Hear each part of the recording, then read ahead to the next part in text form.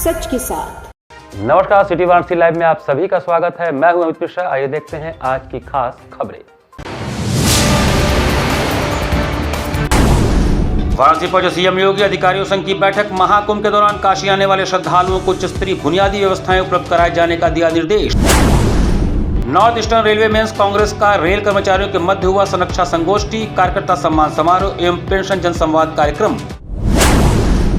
संघ प्रमुख मोहन भागवत के बयान का विद्यापीठ में विरोध, पुलिस और प्रदर्शनकारियों के बीच हुई हाथापाई। और जीवनदीप महाविद्यालय में चल रहे अंतर महाविद्यालय हैंडबॉल प्रतियोगिता में महादेव को हराकर विद्यापीठ ने हासिल किया खिताब। और अब समाचार विस्तार से। महाकुंभ के दृष्टिगत काशी में श्रद्धालुओं की सुविधाओं और सुरक्षा के लिए किए गए व्यवस्थाओं को सूबे के मुखिया योगी आदित्यनाथ ने समीक्षा किया। उत्तर प्रदेश के मुख्यमंत्री योगी आदित्यनाथ ने प्रयागराज महाकुंभ के दौरान काशी आने वाले श्रद्धालुओं को उच्च स्तरीय बुनियादी व्यवस्थाएं उपलब्ध कराए जाने हेतु अधिकारियों को निर्देशित किया है। उन्होंने कहा कि शीतलहर के दृष्टिगत रखते हुए श्रद्धालुओं के रुकने के स्थान पर अलाव के साथ ही शौचालय, साफ सफाई, पेयजल एवं प्रकाश आदि की व्यवस्था के साथ ही सुरक्षा के समुचित व्यवस्था सुनिश्चित कराई जाए। इसमें किसी भी स्तर पर लापरवाही नहीं होनी चाहिए। गंगा घाटों पर भी सुरक्षा के पुख्ता इंतजाम सुनिश्चित कराए जाए। बस स्टैंडों पर भी व्यवस्थाएं दुरुस्त हों ताकि श्रद्धालु किसी भी तरह का कोई परेशानी का सामना न करना पड़े। उत्तर प्रदेश के मुख्यमंत्री योगी आदित्यनाथ 2 दिवसीय भ्रमण पर गुरुवार को वाराणसी पहुंचे और सर्किट हाउस में अधिकारियों के साथ महाकुंभ से संबंधित तैयारियों, विकास कार्यों एवं कानून व्यवस्था की वृहद समीक्षा कर रहे थे। उन्होंने काशी तमिल संगमम आयोजन के तैयारियों के संबंध में जानकारियां लेते हुए इसकी पूरी तैयारी सुनिश्चित करने के निर्देश दिए तथा कहा कि कार्यक्रम को बेहतर और सफलतापूर्वक आयोजन हेतु नोडल अधिकारी नियुक्त किए जाएं। उन्होंने राजस्व के लंबित वादों का शीघ्रता से मेरिट के आधार पर समाधान सुनिश्चित कराने के निर्देश जिलाधिकारी को दिए। पूर्व में वरुणा रिवर फ्रंट के संबंध में दिए गए निर्देशों क्रम में आवश्यक कार्रवाई को आगे बढ़ाने हेतु निर्देशित किया। वाराणसी विंध्य क्षेत्र के तहत प्रस्तावित कार्यों को तेज गति से आगे बढ़ाने को निर्देशित किया। मुख्यमंत्री ने वाराणसी में सीवरेज लीक के कतिपय मामलों पर जल निगम, शहरी तथा नगर निगम को पूर्ण समाधान सुनिश्चित करने का निर्देश देते हुए कहा कि किसी भी सड़क या गली में सीवरेज ओवरफ्लो की कोई शिकायत नहीं मिलनी चाहिए। उन्होंने जल निगम शहरी को पेयजल एवं सीवरेज को लेकर आमूलचूल सुधार लाए जाने के निर्देश दिए। जल निगम द्वारा पाइपलाइन बिछाए जाने के दौरान किए गए सड़कों के कटिंग को तत्काल दुरुस्त किए जाने हेतु निर्देशित किया। शहर को प्लास्टिक फ्री एवं स्वच्छ रखने में आमजनों के साथ जनप्रतिनिधियों को भी हिस्सा बनाकर कार्य करने पर बल दिया। उन्होंने कहा कि प्रधानमंत्री के स्वच्छता के मिशन को आगे बढ़ाने के लिए पूर्ण प्रयास किया जाए। ट्रैफिक व्यवस्था को बेहतर करने के साथ इसमें महिला पुलिस, होमगार्ड, पीआरडी के जवानों को प्रशिक्षण देकर ड्यूटी लगाने का, पुलिस को 24 घंटे गहन पेट्रोलिंग सुनिश्चित करने के निर्देश के साथ ही auto rickshaw, e rickshaw, taxi चालकों, स्ट्रीट वेंडरों, होटलों, हॉस्टलों, होम स्टे में ठहरने वालों के सत्यापन हेतु निर्देशित किया, जिसमें अवांछनीय तत्वों पर नजर रखी जा सके। साइबर अपराधों से बचाव के लिए व्यापक जागरूकता अभियान चलाए जाने पर बल देते हुए उन्होंने प्रशिक्षण संस्थानों में इसके प्रति प्रशिक्षण एवं प्रचार प्रसार सुनिश्चित करने पर जोर दिया।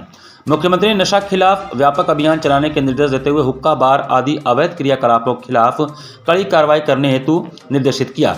समीक्षा के दौरान मुख्यमंत्री द्वारा गंजारी स्थित अंतर्राष्ट्रीय क्रिकेट स्टेडियम के निर्माण कार्यों की जानकारी लेते हुए वहां पार्किंग की पर्याप्त व्यवस्था के साथ अन्य आवश्यक कार्यों को निर्धारित समयावधि में तेज गति से पूर्ण करने हेतु निर्देशित किया गया।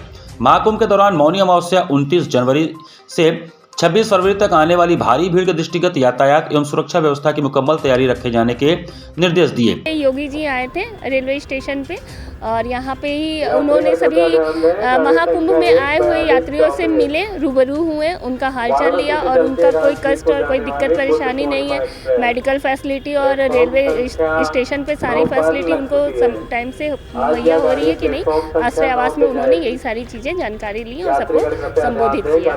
ये बोले हैं कि यहाँ यात्री के लिए महाकुंभ जैसे आए हैं उन लोग को बोले हैं कि आपके हर चीज़ की व्यवस्था की गई है, आप घबराइएगा मत और आपके लिए हम खड़े हैं। और आपको कोई भी प्रॉब्लम होगी तो चिकित्सा केंद्र खोला गया, अगर दवा वगैरह की जरूरत पड़ेगी तो आप चिकित्सा केंद्र के पास चले जा सकते हैं। प्रयागराज में महाकुंभ के प्रारंभ होने के बाद श्रद्धालुओं के पलट प्रवाह के चलते काशी में प्रशासन द्वारा बेहतरीन सुविधाएं देने का प्रयास किया जा रहा है। प्रयागराज में महाकुंभ की 13 जनवरी से शुरुआत हो गई है, जिसके बाद श्रद्धालुओं का पलट प्रवाह काशी में देखने को मिल रहा है। काशी में श्रद्धालुओं की बढ़ती संख्या को देखते हुए प्रशासन ने इसकी पहले से तैयारी कर ली थी। वाराणसी में लगभग 15,000 लोगों के ठहरने की व्यवस्था शेल्टर होम में की गई है, जिसमें श्रद्धालुओं की सुरक्षा, स्वच्छता एवं सुविधा का पूरा ध्यान रखा गया है। रेलवे स्टेशन पर देखा है कि होल्डिंग एरिया बना हुआ है, रेलवे ने अच्छी व्यवस्था कर रखी है, वहीं पर रुके हैं यहाँ पे।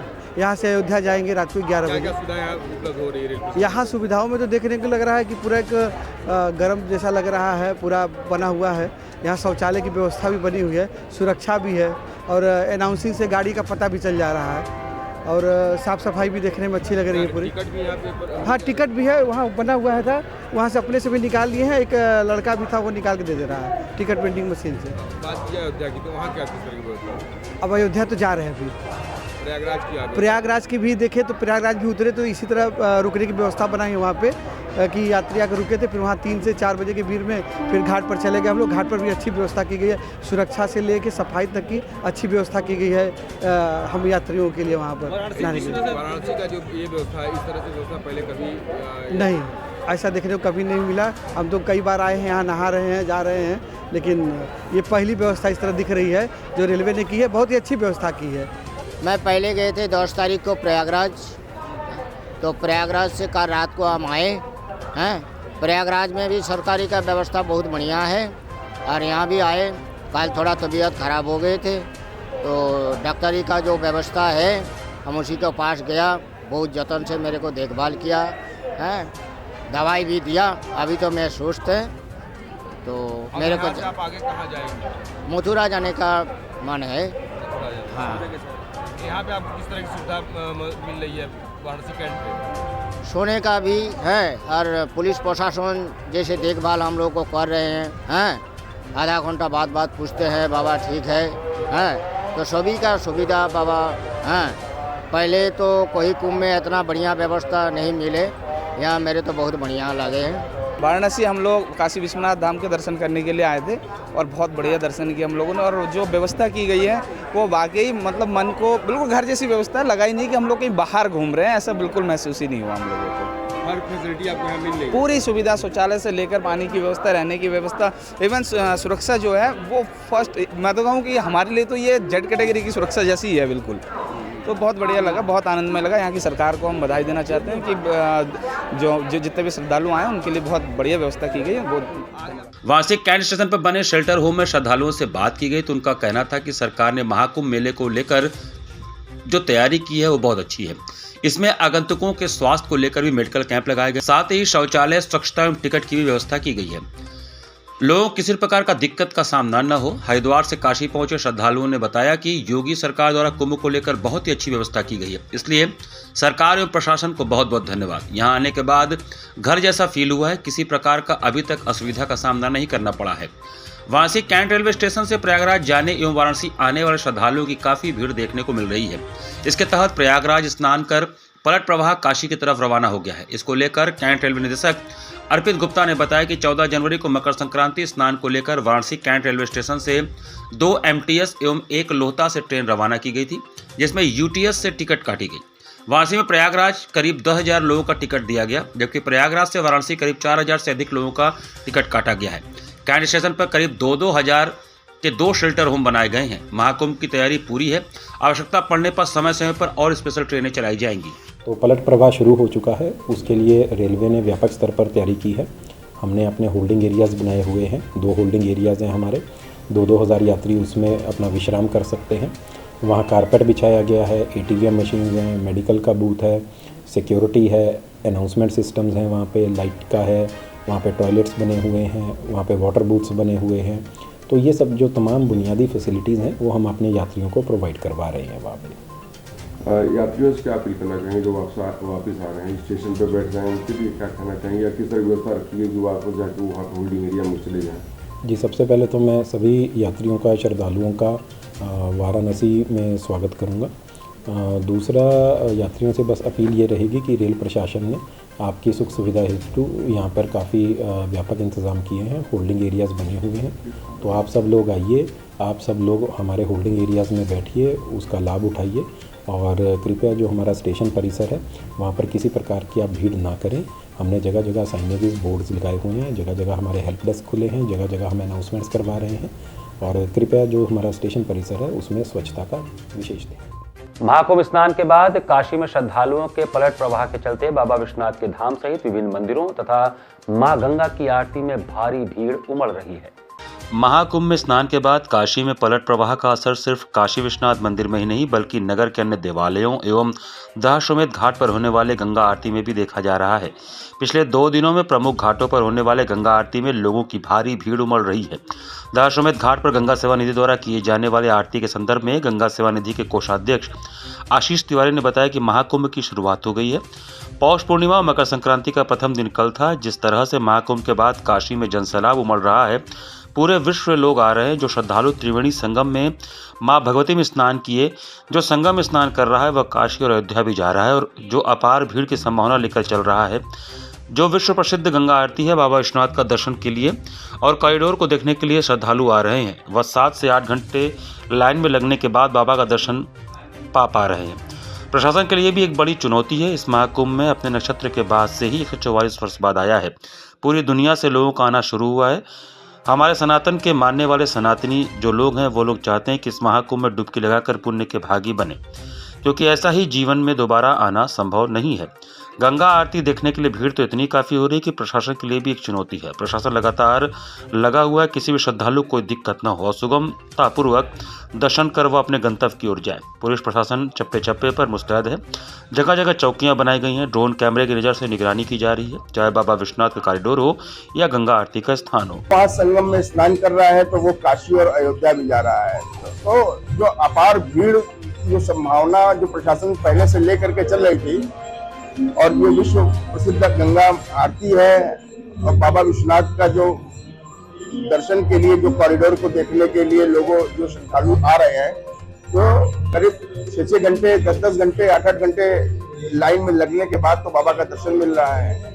और ये प्रशासन के लिए भी एक बहुत बड़ी चुनौती है कि इस महाकुंभ जो कि अपने नक्षत्र के हिसाब से 144 वर्ष के बाद ये आया है, तो पूरी दुनिया से लोगों उनका आना शुरू हुआ है। और जो हमारे सनातनी हैं तो वो तो चाहते हैं कम से कम इस महाकुंभ में एक वो डुबकी लगा करके उस पुण्य के कहीं न कहीं वो भागी बनना चाहते हैं। Union North Eastern Railway mains Congress द्वारा विचार गोष्ठी, कार्यकर्ता सम्मान समारोह तथा पेंशन जन संवाद कार्यक्रम का आयोजन किया गया। गुरुवार को पूर्वोत्तर रेलवे के परीक्षा की वाराणसी में पूर्वोत्तर रेलवे में नवनिर्वाचित और मान्यता प्राप्त union N E railway mains Congress के प्रावधान में संरक्षित रेल परिचालन को लेकर समीक्षा विचार गोष्ठी, कार्यकर्ता सम्मान समारोह, पेंशन जन संवाद कार्यक्रम का आयोजन किया गया, जिसमें हजारों की संख्या में रेल कर्मचारी और सहयोगी संगठनों व रेलवे कई एसोसिएशन के पदाधिकारी गण शामिल हुए। कार्यक्रम की अध्यक्षता कर रहे एनी रेलवे मेंस कांग्रेस के केंद्रीय अध्यक्ष अखिलेश पांडे ने कर्मचारियों को संबोधित करते हुए कहा कि रेलवे ट्रेड यूनियन मान्यता चुनाव में कर्मचारियों ने एनी रेलवे मेंस कांग्रेस को जिस तरह अप्रत्याशित जीत हासिल कराकर मान्यता में एकल यूनियन के रूप में प्रतिस्थापित किया है, संगठन इनके द्वारा दिए गए मैंडेट के लिए आभार प्रकट करते हुए कर्मचारियों को धन्यवाद देती है। श्री पांडे ने आगे कहा कि रेलवे में मैन पावर की कमी के कारण रेल कर्मियों को ओवर टाइम और 12-12 घंटे की अमानवीय ड्यूटी करने को बाध्य किया जा रहा है। इससे रेलकर्मी मानसिक और शारीरिक रूप से प्रताड़ित हो रहे हैं और आए दिन कर्मचारी रन ओवर और अन्य दुर्घटनाओं के शिकार हो जा रहे हैं। अखिलेश पांडे ने रेल प्रशासन से मांग किया कि सभी रिक्त पदों पर बहाली कर मैन पावर की शॉर्टेज को दूर किया जाए, पदों का सरेंडर करना न किया जाए, सही भागों के रेल कर्मियों की 12 घंटे की ड्यूटी रोस्टर को समाप्त किया जाए, जर्जर हो गए रेलवे आवास के बदले नए आवास बनाए जाए, ट्रैक अनुरक्षण में लगे सभी कर्मियों को जीवन रक्षक यंत्र प्रदान किए जाए तथा रेलवे बोर्ड से प्रदत्त सभी सुविधाओं को धरातल पर लागू किया जाए और पुरानी पेंशन योजना को पुनः बहाल किया जाए। विशिष्ट अतिथि एनी रेलवे मेंस कांग्रेस के महामंत्री अब्दुल शेख थे। मुख्य वक्ता और इंडियन रेलवे एम्प्लॉयज फेडरेशन के राष्ट्रीय महामंत्री सरदार सरजीत सिंह थे।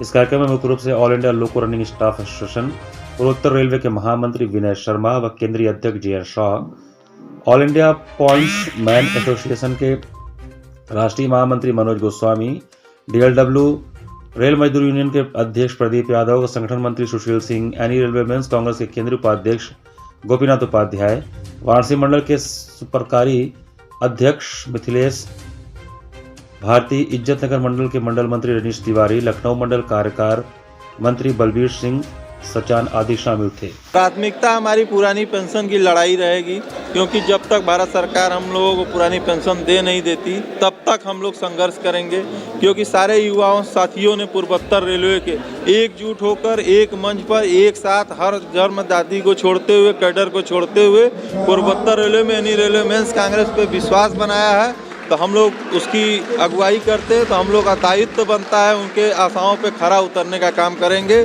12 घंटे का प्रमुख रोस्टर, जीवन रक्षक यंत्र और हमारे टैगमैन साथियों का प्रमोशन, हमारे पॉइंट्समैन साथियों का प्रमोशन, ग्रुप डी स्टाफ के सारे प्रमोशन को रोक रखे हैं। भारत सरकार द्वारा क्या इनकी मंशा है कि ग्रुप डी से ग्रुप सी की बहाली लगातार 4 साल 5 सालों से लंबित करके रखे हुए हैं, उसके लिए हम लोग प्रमुख रूप से संघर्ष करेंगे। आरएसएस प्रमुख मोहन भागवत के हालिया बयान के खिलाफ एनएसयूआई द्वारा महात्मा गांधी काशी विद्यापीठ के गेट नंबर 2 पर जोरदार प्रदर्शन किया गया। महात्मा गांधी काशी विद्यापीठ के गेट नंबर 2 पर गुरुवार को NSUI national students union of India ने आरएसएस प्रमुख मोहन भागवत के हालिया बयान के खिलाफ जोरदार प्रदर्शन किया। इस दौरान कार्यकर्ताओं ने मोहन भागवत के विरोध में पोस्टर लहराए और जमकर नारेबाजी की। प्रदर्शन के दौरान पुलिस और एनएसयूआई कार्यकर्ताओं के बीच जमकर धक्का मुक्की हुई। एनएसयूआई पूर्वी उत्तर प्रदेश के प्रदेश अध्यक्ष ऋषभ पांडे ने बताया कि मोहन भागवत ने हाल ही में इंदौर में दिए अपने बयान में कहा था कि जिस दिन श्री राम मंदिर की प्राण प्रतिष्ठा होगी उस दिन को भारत के स्वतंत्रता दिवस के रूप में मनाना चाहिए। उनके इस बयान को लेकर कांग्रेस और एनएसयूआई ने कड़ा विरोध जताया। प्रदर्शनकारी इसे स्वतंत्रता सेनानियों, महात्मा गांधी और बाबा साहेब अम्बेडकर का अपमान बता रहे हैं। इसके पूर्व एनएसयूआई पूर्वी उत्तर प्रदेश के प्रदेश अध्यक्ष ऋषभ पांडे के नेतृत्व में बड़ी संख्या में एनएसयूआई कार्यकर्ताओं ने काशी विद्यापीठ कैंपस से विरोध जुलूस निकाला। हाथों में मोहन भागवत के विरोधी पोस्टर लेकर कार्यकर्ताओं ने गेट नंबर 2 पर पहुंचकर प्रदर्शन किया। जैसे ही पुलिस ने पोस्टर छीनने की कोशिश की, प्रदर्शनकारी सड़क पर आ गए और आरएसएस विरोधी नारेबाजी शुरू कर दी। मौके पर मुस्तैद सिगरा पुलिस ने स्थिति को नियंत्रित करने के लिए प्रदर्शनकारियों को हिरासत में लिया और सिगरा थाने ले गई। हमारे देश के ऊपर लांछन लगाया जा रहा है मोहन भागवत के द्वारा। उन्होंने साफ तौर पे बोला है कि जब राम मंदिर बना तब देश आजाद हुआ है। ये जो देश की दलाली करते हुए लोग हैं, हमेशा जब देश आजाद होने से पहले अंग्रेजों की दलाली की है, उनके खिलाफ हम सभी एनएसयूआई के साथी मिलकर एक प्रदर्शन कर रहे हैं, पर पुलिस प्रशासन द्वारा हमें रोका जा रहा है। ये साफ तौर पे देख सकते हैं कि अपमान ये बाबा साहब अम्बेडकर का है, ये अपमान गांधी जी का है, ये अपमान भगत सिंह का है। उनका अपमान हम साथी नहीं सहेंगे। आज उन्हीं के विरोध में उनका तस्वीर जलाना चाहते थे मोहन भागवत का, पर तस्वीर हमारे हाथ से छीन के फाड़ दी गई है, पर हमारा प्रदर्शन लगातार चलता रहेगा। बुधवार को अपना दल एस पार्टी कार्यालय पर रोहनिया विधायक डॉक्टर सुनील पटेल का जन्मदिवस हर्षोल्लास के साथ मनाया गया। मोहनसराय कनेरी स्थित अपना दल एस के पार्टी कार्यालय पर बुधवार को जिले के कोने कोने से आए हुए पार्टी कार्यकर्ताओं पदाधिकारियों ने मोहनसराय चौराहे से ढोल नगाड़े की थाप पर नाचते झूमते व आतिशबाजी करते हुए कार्यालय पर पहुंचे, जहां पर रोहनिया विधायक डॉक्टर सुनील पटेल को पुष्पगुच्छ भेंट करने के उपरांत केक काटकर बड़े हर्षोल्लास के साथ उनका जन्मदिन मनाया और जन्मदिन की हार्दिक बधाई देते हुए ईश्वर से उनकी दीर्घायु होने की कामना की। इस दौरान रोहनिया विधायक डॉक्टर सुनील पटेल अपने उपस्थित सभी कार्यकर्ताओं में अधिकारियों का आभार व्यक्त करते हुए कहा कि संगठित होकर अनुप्रिया पटेल के हाथों को मजबूती प्रदान कर पार्टी को सशक्त बनाने हेतु आह्वान किया। इस मौके पर रोहनिया विधानसभा क्षेत्र के रमना गांव के प्रधान अमित पटेल के साथ आए हुए दर्जनों समर्थकों को रोहनिया विधायक डॉक्टर सुनील पटेल एवं जिलाध्यक्ष डॉक्टर नरेंद्र पटेल ने माल्यार्पण कर सम्मानित करते हुए पार्टी का फटका पहनाकर सदस्यता ग्रहण कराया। इस अवसर पर मुख्य रूप से प्रदेश अध्यक्ष युवा मंच धीरेन्द्र सिंह सोनू, जिलाध्यक्ष डॉक्टर नरेंद्र पटेल, मानस कुमार सिंह, देवांश कुमार, अजीत पटेल, राकेश यादव, सियाराम पटेल, अनीता पटेल, वीरेंद्र वर्मा, बसंत लाल पटेल, श्याम बली पटेल इत्यादि लोग उपस्थित रहे। रामनगर इंडस्ट्रियल एसोसिएशन के सदस्यों ने नौगढ़ क्षेत्र में कंबल का वितरण किया। गुरुवार को रामनगर इंडस्ट्रियल एसोसिएशन के सदस्यों की टीम नौगढ़ क्षेत्र में कंबल वितरित की। सबसे पहले वाल्मीकि सेवा संस्थान नौगढ़ में वहां रह रहे छात्रावास के बच्चों के बीच कंबल वितरण किया गया। बाद में नौगढ़ तहसील मुख्यालय में जाकर वहां पर जिलाधिकारी चंदौली के आगमन के उपरांत उप जिलाधिकारी नौगढ़ कुंदन रतन कपूर एवं तहसीलदार सतीश कुमार के साथ नौगढ़ क्षेत्र के सुदूरवर्ती गांव चिकनी में ग्रामीणों के बीच कंबल वितरित किया गया। वहां से पूरी टीम जिलाधिकारी के साथ देवखत स्थित प्राथमिक विद्यालय में स्थानीय ग्रामीणों के बीच कंबल वितरित की। पूरे कार्यक्रम में जिलाधिकारी निखिल टी फुंडे ने अपनी सहभागिता के साथ एक एक व्यक्ति को अपने हाथों से कंबल दिया। इस दौरान उन्होंने अपने संबोधन में सरकारी योजनाओं से ग्रामीण क्षेत्रों में किए जा रहे विकास कार्यों की जानकारी दी। कार्यक्रम में रामनगर इंडस्ट्रियल एसोसिएशन के सदस्यों में डी.एस. मिश्रा, राकेश जायसवाल, शैलेंद्र कुमार सिंह, सुरेश पटेल, सुरेंद्र सोनी, रवि गुप्ता, पीयूष अग्रवाल, अंकित सिंह की गरिमामयी उपस्थिति रही। घाट संध्या कार्यक्रम में प्रांजलि होशिंग एवं अनामिका डे के कथक नृत्य ने क्षमा बांध दिया। जिला प्रशासन के अभिनव पहल पर गुरुवार को सुबह बनास के अंतर्गत घाट संध्या कार्यक्रम में वाराणसी की कलाकार प्रांजलि होशिंग एवं बिहार की कलाकार अनामिका डे ने भारत के प्रसिद्ध कथक नृत्य की अद्भुत प्रस्तुति की। कलाकारों ने पद, लय, ताल, अंग संचालन एवं नुपुर के झंकार से दर्शकों के हृदय को आह्लादित किया। कलाकारों को प्रमाण पत्र कृष्ण मोहन पांडे ने प्रदान किया। प्रमाण पत्र प्रदान करने के साथ ही उनके संगीत साधना की प्रशंसा भी की गई। घाट संध्या कार्यक्रम का संयोजन सुबह बनास सचिव एवं संस्थापक डॉक्टर रत्नेश वर्मा ने किया है। कार्यक्रम का सफल संचालन देवेंद्र मिश्रा ने किया। इस अवसर पर भारी संख्या में दर्शकगण उपस्थित रहे।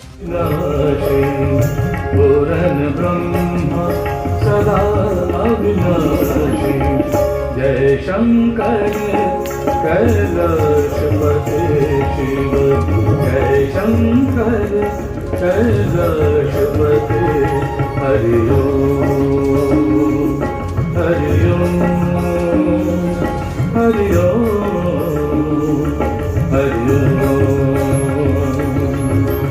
श्री रामनगर कॉलोनी में चल रहे श्री शिव महापुराण कथा का बुधवार को समापन हुआ। श्री रामनगर कॉलोनी में चल रहे श्री शिव महापुराण कथा का बुधवार को समापन हुआ। पूर्णाहुति पर कथा व्यास ने बताया कि शिव महापुराण कथा पृथ्वी लोक शंकर का ही तो है। देवलोक, इंद्रलोक, स्वर्गलोक, बैकुंठ धाम में जब तक आपका पुण्य है तब तक रहोगे, फिर धक्का मारकर पृथ्वी लोक में ही भेज दिए जाओगे, क्योंकि एसी रूम का लाभ तब तक ले सकते हो जब तक उसका बिल भर सकते हो। इसलिए यहाँ कंकड़ में शंकर बसे हुए हैं। इसलिए कैलाश पर्वत पर भगवान भोले के चरणों में रहने की कामना करो।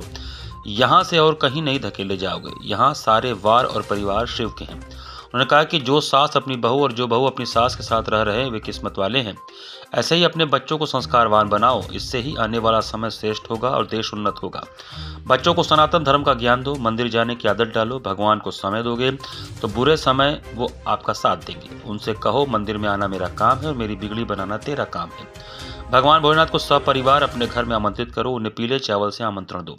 घमंड व्यक्ति को बर्बाद कर देता है। जिस तरह ठंड से अपने शरीर को बचाने के लिए कंबल का उपयोग करते हैं, उसी प्रकार घमंड से बचने के लिए भगवान भोलेनाथ की भक्ति का उपयोग करो।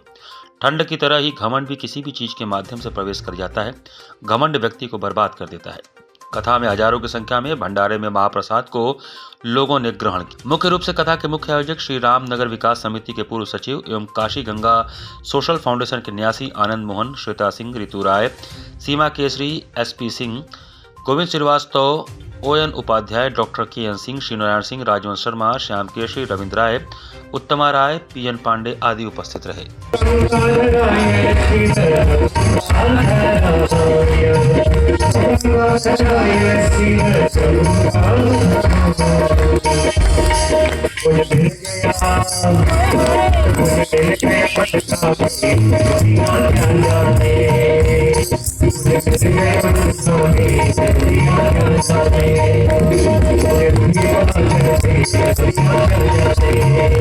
जीवनदीप महाविद्यालय में आयोजित पुरुष और महिला हैंडबॉल प्रतियोगिता 2024-25 के दूसरे दिन महिला हैंडबॉल के निर्णायक मुकाबले में काशी विद्यापीठ ने खिताब जीता। बड़ा लालपुर स्थित जीवनदीप महाविद्यालय खेलकूद मैदान में 4 दिवसीय अंतर महाविद्यालय पुरुष महिला हैंडबॉल प्रतियोगिता 2024-25 के दूसरे दिन गुरुवार को महिला हैंडबॉल के निर्णायक मुकाबले में 6-13 से महादेव PG कॉलेज को हराकर काशी विद्यापीठ ने खिताब अपने नाम कर लिया। जीवनदीप शिक्षण समूह के vice chairman doctor Anshu Singh व प्राचार्य इंद्रेश चंद्र सिंह ने विजेता खिलाड़ियों को मेडल और ट्रॉफी देकर सम्मानित किया। बता दें कि बुधवार को शुरू हुए महिला हैंडबॉल प्रतियोगिता में कुल 4 टीमों ने हिस्सा लिया, जिसमें फाइनल समेत कुल 7 मैच हुए। शुक्रवार की सुबह 10 बजे से पुरुष टीमों का मुकाबला होगा। इस प्रतियोगिता में संरक्षक शैलेश त्रिवेदी, आयोजक सचिव उप प्राचार्य अमित सिंह, नंदा द्विवेदी, कोऑर्डिनेटर अलका सिंह के अलावा खेल प्रशिक्षक डॉक्टर राजेश कुमार यादव, खेल प्रशिक्षिका सुप्रिया सिंह व सभी विभागों के विभागाध्यक्ष, शिक्षक व कर्मचारी आदि मैदान में मौजूद रहे। इसी के साथ सिटी वाराणसी लाइव का ये संस्करण हमें समाप्त करते हैं। मुझे दीजिए आज्ञा। नमस्कार।